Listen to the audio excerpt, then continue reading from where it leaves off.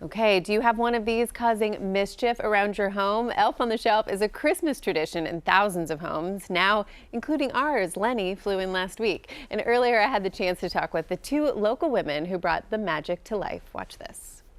Chanda, Christa, first of all, congrats on the 20th year of Elf on the Shelf. Did you ever imagine, either one of you, this is where you'd be all these years later? Never. No, definitely not. When we first started, I wrote the book with my mom based on our own family tradition. And I don't think I ever imagined, specifically as we took each step along the way, right? Submitting it to publishing houses and all of that. Everyone said no. We ended up having to do it self-publishing on our credit cards and on loans from, each other, from the family. I don't think we ever imagined that we would be sitting here 20 years later with the whole entire Elf on the Shelf Saniverse.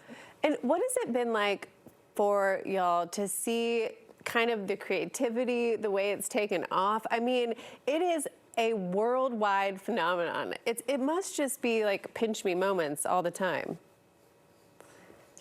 Yeah, it's so interesting because when we started the company 20 years ago, the internet was still in its infancy. So there was certainly not this idea that social media would carry this message of what the elves are doing in people's homes and what it's like for each of them across the globe, that now we get that glimpse to see. So it's really quite an extraordinary thing, almost a pinch me moment, as you said, in many different ways for us to say, the Elf on the Shelf as our hero product started this moment in homes that was very reminiscent of what we enjoyed as children in our own homes. So it's joy. It's joy across the globe. Yeah, and speaking of that, let me tell it, Santa's Atlanta headquarters, it's often called. That's a big responsibility for us here. We're so happy to have it. And Chanda, you wrote the Elf on the Shelf Saniverse, The Rise of Nicholas the Noble. What was that journey like for you? You mentioned it is, through your childhood, and what was it like though writing that?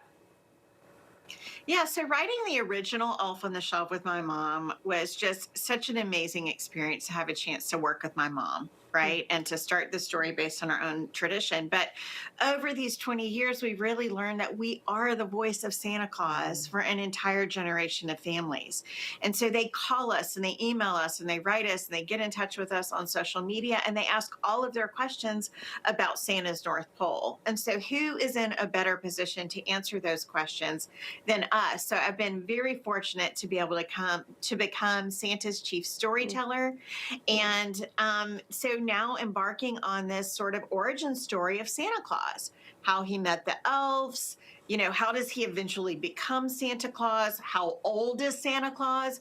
We get all of these types of questions. And so getting to sort of lean into my former roots as a middle school teacher, have the chance to write a fantasy type book, very much in the vein of, I would say, a Narnia type of book, has been just such a passion project. And I feel super honored to be in the seat to get to tell the definitive backstory of Santa Claus. I love that. I know a lot of people are wanting to dive into that story and so much more because we got a lot going on with the elves this season. But what's also going on for the 20th anniversary? I know you guys have some things planned. Because it's been our 20th year, we have a balloon in the Macy's Thanksgiving Day Parade.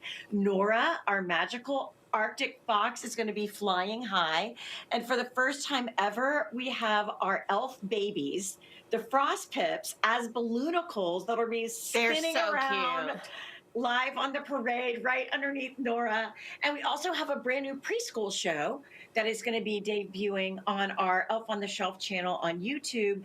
And that starts on November 24th. Lots happening. Scout Elf Squad is literally the cutest, catchiest thing. And we have all these fans now at a variety of ages, right? So we have the novel for older kids. Now we have all of these families that grew up with the elf that are now wanting to adopt it younger. And so we've launched this preschool show, Scout Elf Squad, on our YouTube channel. But get ready, the songs are so catchy. Earworms, as I've heard them. Like, they'll stick with you. Over and over. Ladies, thank you so much for all the joy you've brought us for the past 20 years and so much joy to come and no rest for the weary. Y'all are very busy, so I'll let you get back to spreading all that joy. Bye, ladies. Okay, send us what your elf is up to at ATL & Co on social media. We'd love to see it. Ours, Lenny, was playing baseball this morning. Okay, up next.